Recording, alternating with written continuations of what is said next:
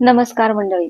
आज उपवासाची आपण अशी एनर्जी बूस्टर रबडी बनवणार आहोत, की ज्यामुळे तुमचा कितीही अवघड उपवास असू दे किंवा कितीही दिवसाचा असू दे, तो एकदम संपूर्ण सुफळच होणार आहे.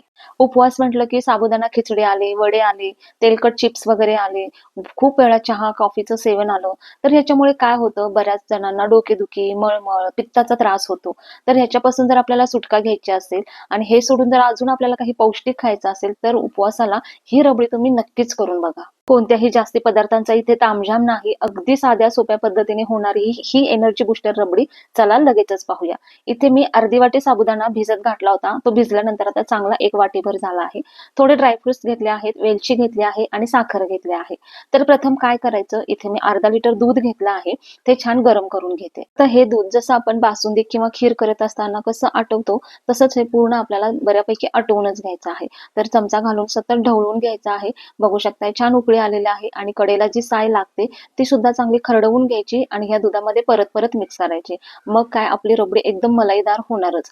बघू शकताय छान असं हलवून घ्यायचं आहे. पूर्णपणे दूध आपल्याला आटवून घ्यायचं आहे. आपल्या आवडीप्रमाणे इथं दुधाची क्वांटिटी ठेवायची आहे. मी इथं अर्धा लिटर वापरला आहे आणि ड्रायफ्रुट सुद्धा आपल्या आवडीप्रमाणेच घ्यायचे होते. मी तर फक्त काजू आणि बदाम घेतले होते. आता त्याचे चांगले बारीक काप करून घेतलेत आणि ते दुधामध्ये जरा लवकरच घातलं, कारण मी हे आधी भिजत घातलं नव्हतं.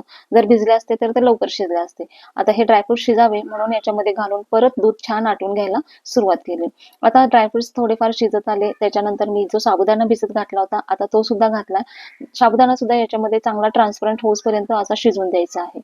आणि याच्यामध्ये जर तुमच्याकडे मखाना असेल तर तो सुद्धा भाजून त्याची पेस्ट करून घातली तर या रबडीला अजून लवकर दाटसरपणे यायला मदत होते आणि खायला सुद्धा तितकीच रुचकर सुद्धा लागते. तर आपलं दूध आटवून बघू शकता, दुधाला चांगला दाटसरपणा यायला सुरुवात झाली आहे. ही रबडी लवकर घट्ट व्हावी म्हणून याला सतत हलवत राहायचं आहे आणि याच्यासाठी गॅस आपल्याला मंद आचेवरती किंवा मध्यम आचेवरतीच ठेवायचा आहे. आता इथे मी 1 वाटी साखर घेतली होती. यापैकी मी आता अर्धी वाटी साखर घालते, कारण मला थोडी कमी गोडच करायची आहे. पण तुम्ही इथे तुमच्या आवडीप्रमाणे गोडाचा वापर करा. तुम्हाला जर जास्त गोड आवडत असेल तर इथे नक्कीच साखर थोडीशी जास्त घ्या. आणि बरं का मैत्रिणींनो, तुमचा उपवास कितीही अवघड असू दे, तुम्ही उपवासासाठी जेव्हा संपूर्ण उपवासाची थाळी जरी घेतलीत, त्याने तुम्हाला जेवढी ऊर्जा मिळणार नाही, त्याच्यापेक्षा जास्त पटीने ऊर्जा ह्या 1 वाटी रबडी सेवन केल्यामुळे तुम्हाला नक्कीच मिळणार आहे. बघितलं ना मंडळी, कुठल्याही पदार्थांचा जास्त तामझाम नाही, काही नाही. फक्त आपल्या घरगुती असलेल्या पदार्थापासून मस्त अशी असणारी एनर्जी बूस्टर रबडी आपण तयार केली आहे.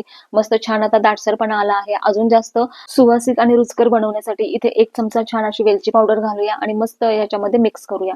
आता हे मस्त सुवासिक असणारी अशी आपली साबुदाण्याची रबडी तयार झाली आहे. यामध्ये जो साबुदाणा आहे तो आपल्याला मस्त कार्बोहायड्रेट म्हणजे खूप सारी ऊर्जा देतो. दूध आहे जे की आपल्याला कॅल्शियम आणि प्रोटीन देतं आणि ड्रायफ्रुट्स आहेत त्याच्यापासून तर आपल्याला भरपूर व्हिटॅमिन्स आणि हेल्दी फॅट्स मिळतात. अशी ही शरीराला अगदी उत्तम असणारी पौष्टिक, लहानांपासून ते मोठ्यांपर्यंत सगळ्यांना आवडणारी रुचकर अशी ही साबुदाण्याची रबडी तयार झाली आहे. जसं जसं ही रबडी थंड होईल तसं हिला दाटसरपणा यायला अजून सुरुवात होईल. आणि बरं का, ही एकदम गरम असताना किंवा थंड करून खाल्ला तर तितकीच पौष्टिक आणि रुचकर सुद्धा लागणार आहे. आणि चला तर मंडळी, तुम्हाला जर काही उपवासाची एनर्जी बूस्टर रबडीची रेसिपी आवडली असेल तर के स्पाइस बाय स्नेहा या चॅनलला लाईक करा, शेअर करा आणि चॅनलवरती अजून नवीन असाल आणि चॅनलला सबस्क्राईब केलं नसेल तर प्लीज चॅनलला सबस्क्राईब करा. येणाऱ्या नवीन जुन्या रेसिपींना लाईक करा, शेअर करा आणि या रबडी सोबत तुमचा कोणताही उपवास असू दे, तो एकदम संपूर्ण सुफळ होऊ दे. खूप धन्यवाद.